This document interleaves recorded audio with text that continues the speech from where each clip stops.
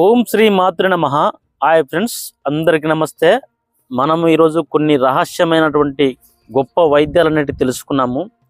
అది దేవత దైవ వృక్షాల పైన అద్భుతమైన రహస్యాలు ఉంటున్నాయి. ఈ చెట్లు వనస్పతి అంటారు వీటిని. వనస్పతి అనగా వనములో పూత పూయకుండానే కాత కాసేటువంటి చెట్లను వనస్పతి అంటారు.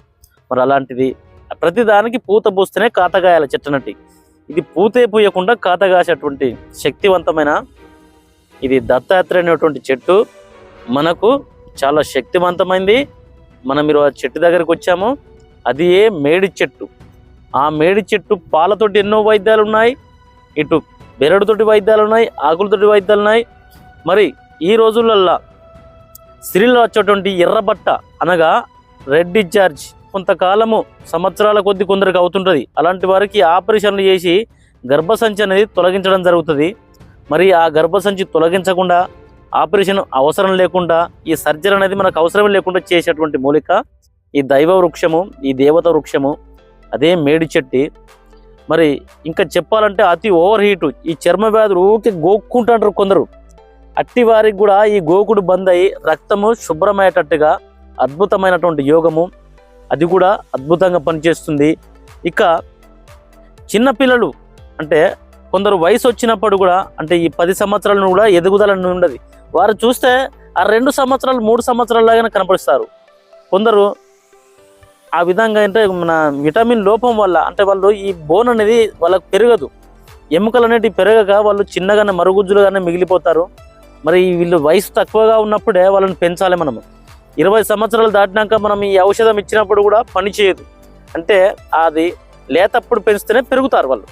అట్టి వారికి దీంతో ఎదుగుదల, బ్రెయిన్ అంటేగా మెదడు కూడా షార్ప్ అంటే చురుకుదనంగా పనిచేసే విధానంగా కూడా ఉపయోగించుకోవచ్చు. మరి ఈ వైద్యాలు అనేవి ఇప్పుడు మీకు చెప్తాను. అవి చూసి మీరు ఆచరించుకుంటే సరిపోతుంది. మీకు ఎలాంటి సైడ్ ఎఫెక్ట్ అనేది ఎప్పటికి ఉండదు. మనము పత్రహరితం ప్రాణహానం కాదని ఎప్పటి నుంచో మన పెద్దలు చెప్తున్నారు.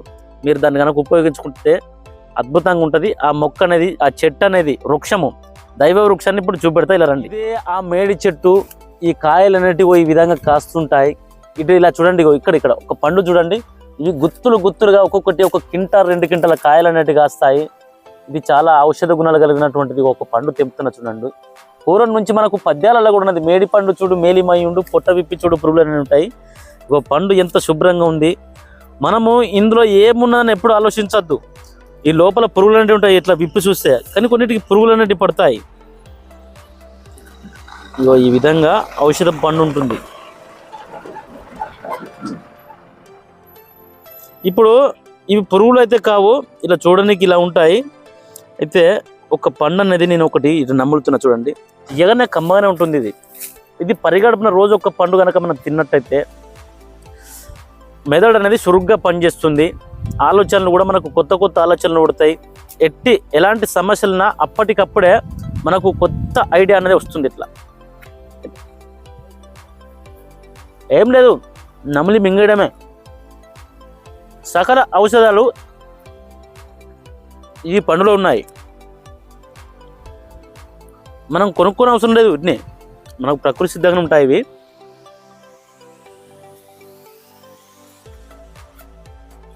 ఆహా ఏమి రుచిది.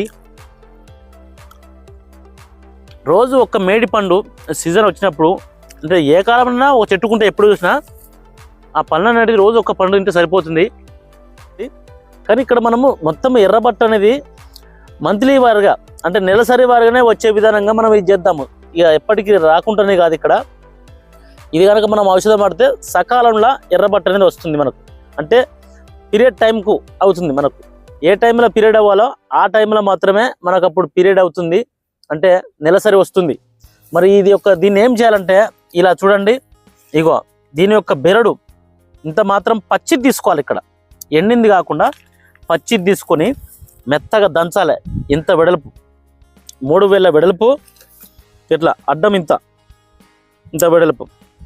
ఎవరు తాగుతున్నారో ఆ వారైతే ఇంత తెచ్చుకొని మెత్తగా దంచేసి లోకల్ నాటి ఆవు పాలు దొరుకుతాయి. మనకు దేశీయ ఆవు పాలు అనేవి దొరుకుతాయి. అవి బాగా పాలు అనేవి ఎక్కువ ఇవ్వవు.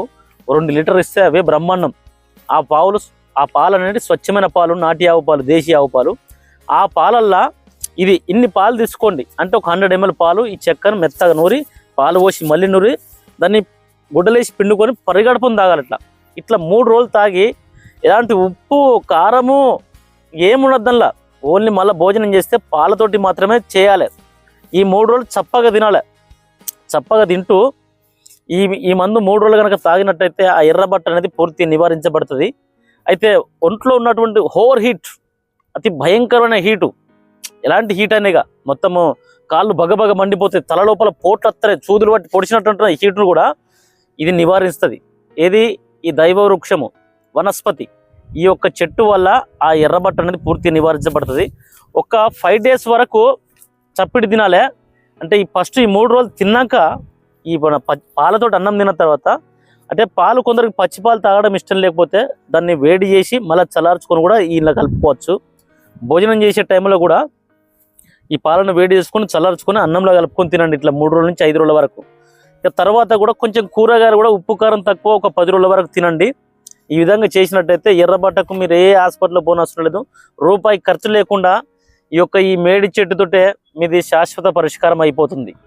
కొందరికి రక్తం శుద్ధి లేకుండా చర్మం అంతా దురదలు వస్తుంటాయి, మొత్తము అంత మరకలు అంతా గీకి మొత్తము గోకి అలిష్టపడుతుంటారు, వాళ్ళ గోరలు కూడా సరిపోవు.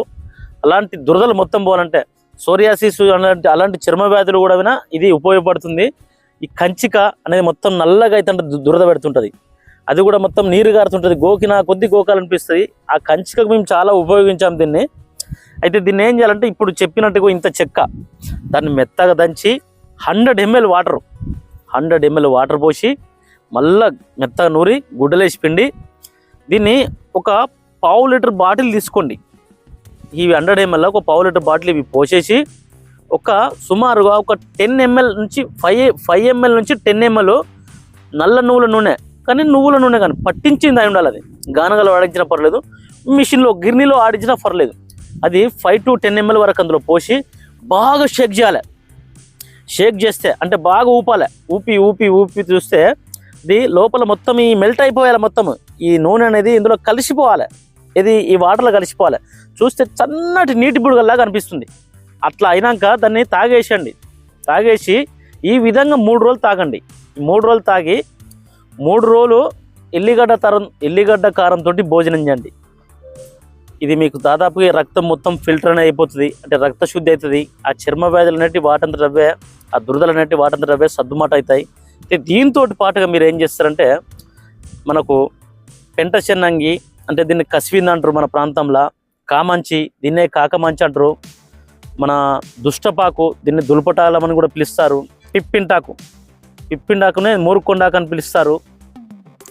దీంతో పాటు మళ్ళా దత్తుర అంటే నల్ల ఉమ్మెంతాకులు, ఇవన్నీ ఒక్కొక్కటి 50 గ్రాములు తీసుకోండి, మెత్తగా నూరండి. ఒక 50 గ్రాములు ఉప్పేసి నూరండి. మళ్ళీ నూరి దాన్ని ఆ ముద్ద అట్లా నిలువ ఉంచుకోండి. ఇది మింగడానికి అయితే కాదు, ఇది పడుకుంటప్పుడు చర్మానికి రాసుకోండి. లేదంటే మీరు పడుకుంటప్పుడు ఇబ్బంది అనుకుంటే దీన్ని రాసేసి ఎండలో 1 గంట ఉండండి. ఇట్లా పొద్దుట టైంలో దీన్ని రాసిన తర్వాత ఎండలో 1 గంట ఉండి తర్వాత మీరు వేడి నీళ్ళతో స్నానం చేయండి. అంటే ఇది రాసినాక మొత్తం ఎండాలి, మొత్తము ఉల్లారిపోవాలి, చర్మం పైన ఉండద్దు. ఈ విధంగా ఆ ముద్ద మీకు ఒక వారం రోజులు చేసేసరికి ఎలాంటి చర్మ వ్యాధన పూర్తిగా నివారించబడుతుంది. భయంకరమైన చర్మ వ్యాధుల మీద అద్భుతంగా పనిచేస్తుంది ఇప్పుడు చెప్పిన ప్రాసెస్ అనేది. ఈ ప్రక్రియ మీరు కొనసాగించుకోండి, ఈ చర్మ వ్యాధిని తగ్గించుకోండి. జ్ఞాపక శక్తి అద్భుతంగా ఉండే విధంగా, చిన్నపిల్లలు సైతం పెద్దగా పెరిగే విధంగా, మెదడు అంటే చురుగ్గా పనిచేయాలనుకుంటే ఇవన్నిటికీ ఇదే మేడి చెట్టు. ఈ విధంగా ఆ కాయలు అనేవి ఉంటాయి, ఇలా చూడండి. ఇలాంటి పచ్చి కాకుండా ఇవి ఇట్లా ఇప్పుడు పండ్లు పండినాయి చూడండి ఇక్కడ, ఇవి ఇంకా కొంచెం పండాలి. ఇగో ఇటువంటి ఇంకా కొంచెం పండిన పండ్లు తీసుకోండి. ఇవి మీరు ఏం చేస్తారంటే వీటిని మొత్తం తీసుకొచ్చి ఇగో ఇట్లా ఈ విధంగా ఇట్లా ఇప్పేసి దీన్ని నీడలో ఎండించండి. అంటే తీసుకొచ్చి మొత్తం ఇట్లా అన్నిటి ఇట్లా చుంచి 1 కిలో పౌడర్ అయ్యేటట్టుగా మొత్తం అన్నింటినీ తీసుకొచ్చి చుంచి నీడలో ఎండించండి. వీటితో పాటు మర్రి పండ్లు, రావి పండ్లు, ఇవి మేడి పండ్లు 3 దానికి పౌడర్లు చేసి మళ్ళీ 3 సమానంగా కలుపుకొని రోజు ఒక ఉదయాన్నే వీళ్ళకి ఎవరికైతే ఉదయం సాయంత్రం కూడా ఇవ్వచ్చు పిల్లలకు. మెదడు చిన్నవాళ్ళకు కూడా, చాలా చిన్నవాళ్ళకు కూడా ఇవ్వచ్చు, ఎలాంటి సైడ్ ఎఫెక్ట్ ఉండదు. ఇది మీరు దీన్ని 5 గ్రాములు రోజు ఉదయము, 5 గ్రాములు సాయంత్రము పట్టిక బెల్లం వేసినటువంటి ఆవు పాలతోటి, స్వచ్ఛమైన నాటి ఆవు పాలతోటి కనుక 3 నుంచి ఒక 6 నెలలు కనుక ఇచ్చినట్టయితే మంచిగా వాళ్ళు పెరుగుతారు. మెదడు చురుగ్గా పనిచేస్తుంది. జ్ఞాపక శక్తి బాగా ఇంప్రూవ్మెంట్ అవుతుంది, అంటే బాగా అభివృద్ధి అవుతుంది జ్ఞాపక శక్తి అనేది. వారికి ఎవరికైతే 10 సంవత్సరాల కింద మర్చిపోయింది కూడా గుర్తుకొస్తుంది. ఇది చిన్నవాళ్ళే కాదు, పెద్దవాళ్ళు కూడా వాడచ్చు. ఆరోగ్యంగా ఉన్న వాళ్ళు మరింత ఆరోగ్యంగా ఉంటారు ఇది వాడితే. మరి దీన్ని రోగ నిరోధక శక్తిని కూడా ఇది పెంచుతుంది. ఎలాంటి జ్వరం కూడా రాకుండా, ఎలాంటి జబ్బు బారిన పడకుండా కూడా ఈ 3 ఫలములు అనేటివి మనల్ని కాపాడుతాయి. దేవతా వృక్షాలు ఇవి, వీటిని మీరు ఎవరైనా ఉపయోగించుకోవచ్చు. ఇవి మొత్తము హోమాల్లో ఉపయోగించినటువంటి చెట్లు ఇవి. మరి వీటి యొక్క ఇగో ఈ విధంగా ఉంటాయి. ఇట్లా ఈ చెట్టుకు ఇట్లా మనము తెంపితే ఇక్కడ చూడండి, ఇక పాలు వస్తాయి. ఇట్లా మేడి చెట్టుకు పాలు వస్తాయి. ఈ విధంగా పాలు అనేటివి మేడి చెట్టుకు వస్తాయి. ఆకులు అనేటివి ఈ విధంగా కొన్ని సైజు ఇంకా పెద్దగా కూడా ఉంటాయి. మరి ఈ చెట్టును గుర్తుపట్టుకొని, ఈ చెట్లు ఎక్కువ శాతం టెంపుల్లలో కూడా పెడతారు. ఊరు పరిసరాల ప్రాంతాల్లో కూడా అక్కడక్కడ గుట్టలకు ఉంటాయి, చెరువు కట్టలెమ్మడి కూడా ఉంటాయి. మరి దీన్ని హోమాలో వాడే విధానం లోపల కొందరు చెట్టును కొట్టుకుపోతున్నారు. ఆ విధంగా కొట్టుకుపోవడం భావ్యం కాదు. అది ఎందుకంటే హోమం అనేది సంపూర్ణ విజయం పొందాలంటే ఇలా చెట్టుకే ఉంటాయి. ఇగో ఏ హోమం యాగాలు చేసినా ఇలాంటి ఎండిన సమిధలు మాత్రమే తీసుకొని ఇందులో చీల్చి, ఎలాంటి పురుగులు అనేటివి, బతికున్న జీవులు అనేటివి ఉండద్దు ఇందులో. అప్పుడే హోమం సంపూర్ణంగా విజయవంతం అవుతుంది. ఏ ఒక్క ప్రాణిని మనం హోమం వేసినా ఆ హోమం రాక్షస హోమం అవుతుంది. 4 యుగాల రాక్షసుల గురించి అంతటా ఉన్నది. రాక్షసులు ఎప్పుడున్నా పై చేయ, వాళ్ళు ఓడిపోయినట్టు ఒకసారి ఓడిపోతారు కావచ్చు, కానీ 99 సార్లు గెలిచే ఉంటారు కదా. మరి 4 యుగాల సత్యయుగం అని ఉన్నది. మనసులో యొక్క స్వభావం ఇప్పటికి సత్యయుగం లోపల దానికి ఇప్పటికేం భేదం ఏం లేదు. స్వచ్ఛమైనటువంటి ఎండిన పూలను మాత్రమే మనం ఏర్పాటు చేసుకొని హోమ యాగాలు అనేవి జరిపించుకోవడం మనకు ఉత్తమము. ఇలాంటిది ఒక పద్ధతి ప్రకారం ప్రతి ఒక్కరికి తెలిసి ఉండాలి. ఇవన్నీ ఇలాంటి మొక్కలు మనం ఎక్కువగా పెంచుకోవాలి. ఒక్కరు మొక్కలు పెంచుకుంటారని కోరుకుంటున్నాను. మా వీడియో మీకు నచ్చితే లైక్ చేయండి, షేర్ చేయండి, తప్పనిసరిగా సబ్స్క్రైబ్ చేసుకోండి. ఆయుర్వేదం సంజీవనం సుభిక్షితము. ధన్యవాదములు.